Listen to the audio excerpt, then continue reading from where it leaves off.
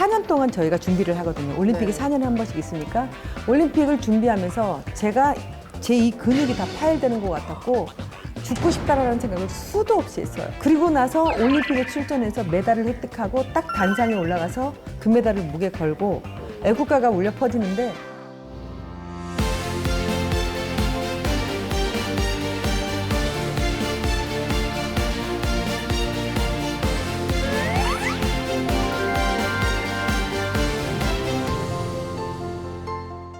복잡한 세상을 슬기롭게 살아가는 법. 복세슬살 오늘의 주제는 뭔가요? 오늘의 주제는 리더십입니다. 리더십이요. 리더십에 대해서는 되게 나눌 이야기가 많을 것 같은데 어떤 이야기를 해주실지 너무 궁금하네요. 얼른 모셔볼까요? 의원님 나와주세요. 안녕하세요. 안녕하세요. 반갑습니다.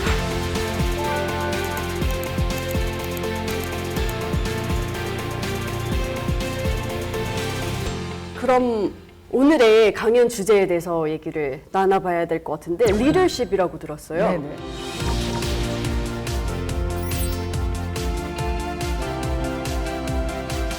그 MZ세대 성공을 위한 필수 요소, 도전과 저는 리더십 이게 같이 이렇게 가야 된다고 봐요. 과거에는 강연도 많이 다녔는데 앞에 있는 모든 청중들이 성공하고 싶대요. 성공하기 위해서는 우리 사람에게는 반드시 도전을 해야 돼요.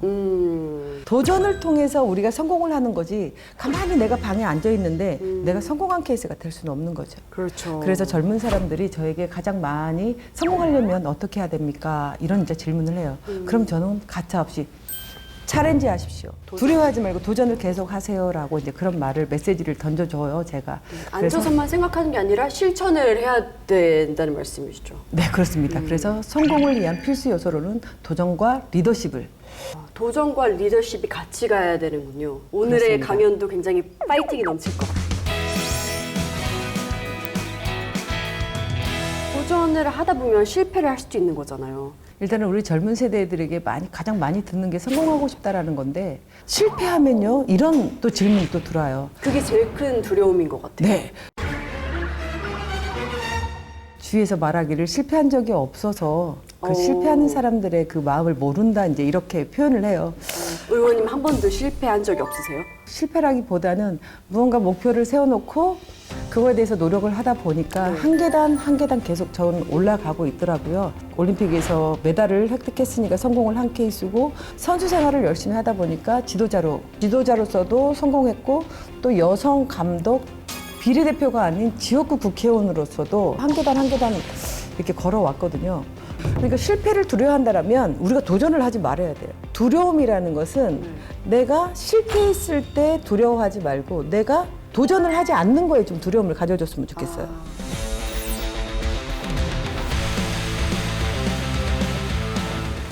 계속 도전하는 비법을 알려주세요. 그 비법은 특별하게 있는 건 저는 아닌 것 같아요. 나는 반드시 국가대표 선수 태극마크를 달아야 되겠다라고 생각을 했어요.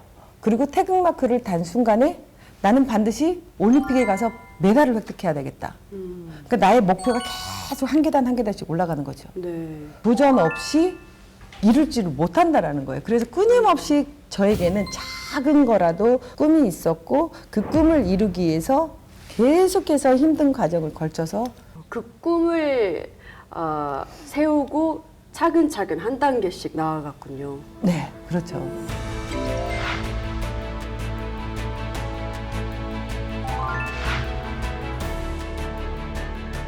그래도 그 올라가면서 한 단계 나아가면서 포기하고 싶을 때도 되게 많았을 것 같아요. 팀 스포츠를 했어요. 네.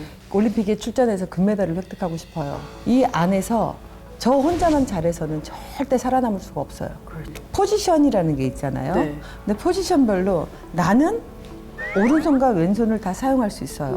근데 예를 들어서 해림 선수는 네. 왼손밖에 사용을 못해요. 그러면 내가 이 해림 씨에게 볼을 던져줄 때 네. 왼쪽에다 던져주는 게 좋을까요? 오른쪽에다 던져주는 게 좋을까요? 왼쪽으로 주세요. 맞아요. 오른쪽에다 던져주면 잡지를 못해요. 그런데 우리는 순간적으로 계속 내가 편한 대로 던져주는 거예요. 그러면 무조건 이건 실패하게 되어 있어요. 득점을 잘하고 싶고 내가 경기를 이기고 싶어. 네. 그러면 이 선수들 7명의 전 선수들을 어떻게 해야 될까요? 금메달을 획득하기 위해서 선수 개개인들을 다 성향을 파악했어요. 내가 상대에게 불편함을 주지 말아야 되겠다. 그 상대에게 조금 더 편리함을 줘야 되겠다. 라고 생각하면서 같은 팀원들의 성향을 파악하신 거죠? 네, 맞아요. 그러면서 그 안에서 그 내가 한 계단 한 계단 올라가기 위한 방법을 터득하게 된 거예요.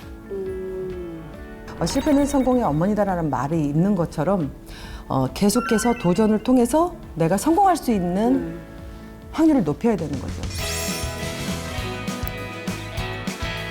네, MZ세대의 성공을 위한 필수 요소 두 번째는 리더십입니다. 그러면 먼저 리더십이란 무엇인가? 리더십하면 뭐가 떠오르세요? 약간 사령관 느낌? 나를 따라와라 이런.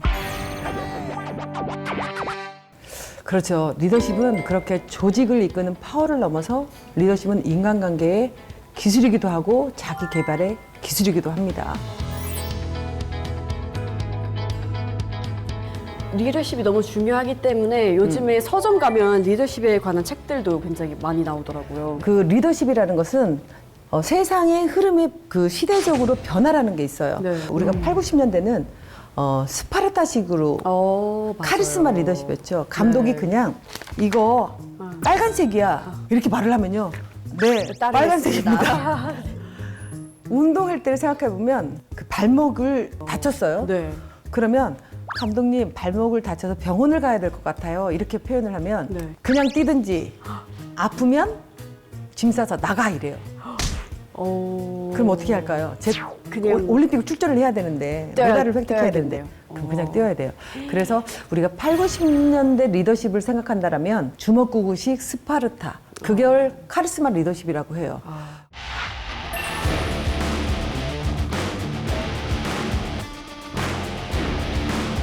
그런데 90년대 후반부터 2000년에 접어들면서는 준비되어 있는 지도자. 그때부터는 과학이라는 리더십이 좀 이제 포함이 돼서 준비되어 있는 자의 지시하에 우리가 따랐던 거죠.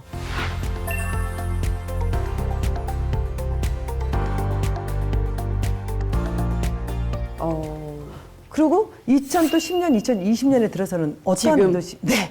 좀 더 자유분방해줬을 것 같은데요. 크게 두 가지로 또 나눌 수가 있어요.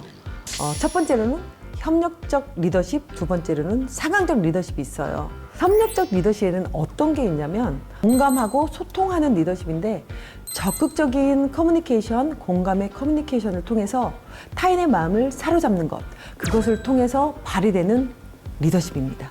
소통과 공감이 리더십의 중요한 자질이라는 건 좀 의외네요. 혜림 씨가 평상시에 사람들하고 소통을 잘 하고 지내면 네. 사람들이 어떠한 일에 처했을 때 연락이 오거나 혜림 씨한테 질문을 하게 될 거죠. 네.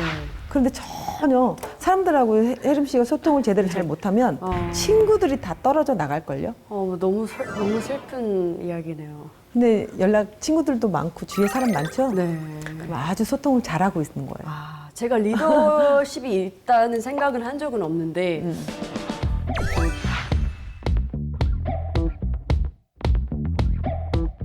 제가 앞서서 그 리더십에 있어서 그 서로 함께 어울리는 그 교육에 의해서도 제가 핸드볼을 제가 이제 한번 예시를 들었잖아요. 최근에 우리 스포츠 하면 어떤 선수 떠올라요? 요즘엔 손흥민 선수. 그렇죠. 축구를 보게 되면 잘하는 선수들은 메시부터 시작해서 너무나 많아요. 그렇잖아요. 손흥민 선수보다 월등한 선수들이 더 많아요. 그런데 지금 손흥민 선수가 토트넘에서 스트라이커거든요. 11명이 뛰는 축구 선수에게 손흥민 선수가 득점왕이 되기 위해서는 누구의 도움이 필요하느냐? 팀원들의 도움. 맞아요. 팀원들이 패스를 손흥민 선수한테 해야 돼요. 팀 스포츠라는 것은 그 기질, 타고난 능력만 가지고 절대 될 수가 없어요. 네. 그래서 손흥민 선수가 득점왕이 되기 위해서는 반드시 필수 조건으로 따라야 되는 게 동료하고 팀워크예요. 손흥민 선수는 그 팀 안에서 융합을 할 수 있는, 협력할 수 있는 리더십을 가지고 있는 선수예요. 첫 번째, 협력의 리더십을 먼저 내가 그 조직 안에서 가지고 있으면 네. 그다음 2단계로 넘어가는 상황적 리더십은 더 쉬워지는 거죠. 변화하는 상황에 걸맞춰서 잘 적응하는 이제 리더십인데 혜림 씨는 네. MBTI가 뭐예요? MBTI ISFJ예요. MBTI가 맞는 것 같아요? 전 어느 정도 좀 맞는 것 같아요. 이 MBTI는 사람의 그 성격 16가지 유형으로 이제 나눠서 이제 설명도 하고 있는데 이게 개발된 거에 있어서는 남다른 좀 배경도 있어요. 당시 제2차 세계대전에서 그 남성들이 대부분 참전으로 이렇게 저희가 전쟁터로 이렇게 나갔잖아요. 그러면서 그 남자들이 전쟁터로 나가면서 남성 노동자들이 했던 부분을 여성들이 우리가 그 산업계의 여성들이 그거를 이제 메꿔줘야 되는 상황이잖아요. 그래서 여성들이 산업계에 진출을 이제 하면서 그 성격 유형을 구별을 해가지고 그 적합한 직무를 찾도록 해주는데 그 목적을 두고 개발을 했던 거예요. 맞춤형으로 다르게 응대하는 능력이라고 볼 수 있어요. 그래서 상황적 리더십은 크게 4가지로 상황을 나눌 수 있습니다. 첫 번째로는 역량은 낮은데 우리가 의욕만 높은 사람이 있어요. 명확한 피드백과 정보 제공이 조금 이런 분들에게는 필요해요. MBTI를 통해서 도움을 받을 수 있는 그런 유형이고 또 2번째로는 역량은 낮고 의욕도 낮은 사람이 또 있어요. 어머, 그렇구나. 그럼 이런 사람들에게는 명확한 피드백을 지원을 해주고 이 사람들에게 무엇이 필요하냐면 용기를 북돋아주는 어머, 나 2번인 것 같아. 뜨끔했네. 그리고 또 3번째로는 역량은 높고 의욕은 낮은 사람이 있어요. 지원도 해주고 지지를 통해서 의욕을 좀 높여줄 필요가 있다. 그리고 마지막 4번째로는 역량도 높고 의욕도 높은 사람. 이 사람은 가만히 놔둬도 스스로 알아서 잘해요. 의원님 4번이신가요? 아니에요. 그래서 그냥 믿고 맡겨놓으면 돼요.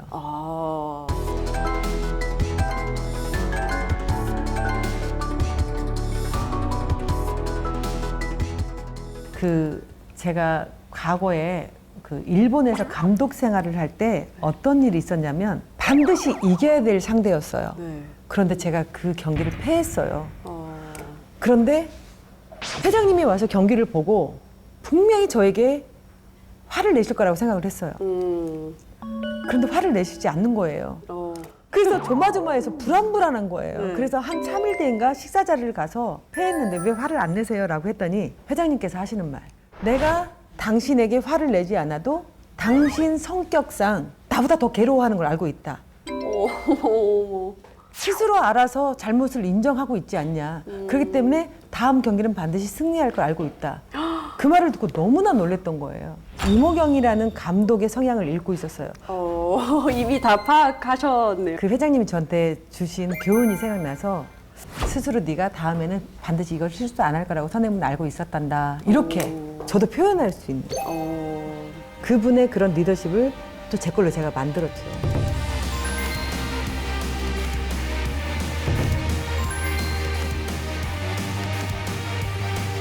의원님이 선수였을 때 그리고 지도자였을 때 지금 의원님이시잖아요. 이때 이렇게 필요한 리더십 자질이 달랐을 것 같아요. 그 운동 세계에서는 후배가 선배 언니들 거 뭐 세탁물도 해주고 이제 이랬었어요. 운동하면 무조건 쇼커트 해야 되고 그게 너무 싫어서 고등학교 졸업해서 직장 운동부 실업팀에 들어오게 되면 제일 먼저 머리 염색하라고 했고 머리를 길게 했어요. 그리고 선배 언니들에게는 남자친구를 사귀게 하고 그다음에 운전면허증을 따게 하고 그다음에 문화를 즐기게 해서 영화를 보러 가게 하고 이렇게 하다 보니까 모든 결과 성과물이 운동에만 하는 게 아니라 훨씬 더 큰 그런 노력이 있었네요. 네, 선수 시절에는 같이 협동하는 협력 리더십을 했고 감독할 때는 상황에 맞는 리더십을 발휘를 했어요.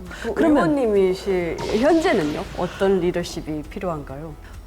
카리스마부터 시작해서 협력, 뭐 상황적, 변혁적 모든 걸 해서 저는 메타 리더십은 처음 들어봤어요. 리더십의 모든 자질이 다 필요한 것 같아요. 리더십에 대해서 정말 많은 생각을 하게 되는 강연이었는데 마지막으로 우리 MZ세대를 위해서 한 말씀 부탁드립니다. 4년 동안 저희가 준비를 하거든요. 올림픽이 네. 4년에 한 번씩 있으니까 올림픽을 준비하면서 제가 제 이 근육이 다 파열되는 것 같았고 죽고 싶다라는 생각을 수도 없이 했어요. 그리고 나서 올림픽에 출전해서 메달을 획득하고 딱 단상에 올라가서 금메달을 목에 걸고 애국가가 울려 퍼지는데 진짜 죽고 싶다라는 극단적인 생각을 수도 없이 했던 생각을 다 물 건너가 버리더라고요. 우리 젊은 세대가 내가 꼭 해주고 싶은 말은 내가 행복한 사람이 되고 싶으면 그 힘든 연습 과정을 즐기라는 말을 해주고 싶어요. 이 힘든 시간이 있었기 때문에 더 성장할 수 있었던 것 같고 더 단단해진 오늘을 만들 수 있었던 것 같아요. 맞아요. 오늘 우리 MZ 세대들을 위해서 너무 좋은 말씀 해주셔서 감사합니다. 아유, 아닙니다. 감사합니다. 감사합니다.